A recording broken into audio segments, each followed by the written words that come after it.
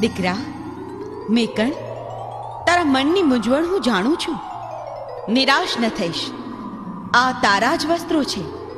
એની સાથે તારો પૂર્વ જન્મનો નાતો છે.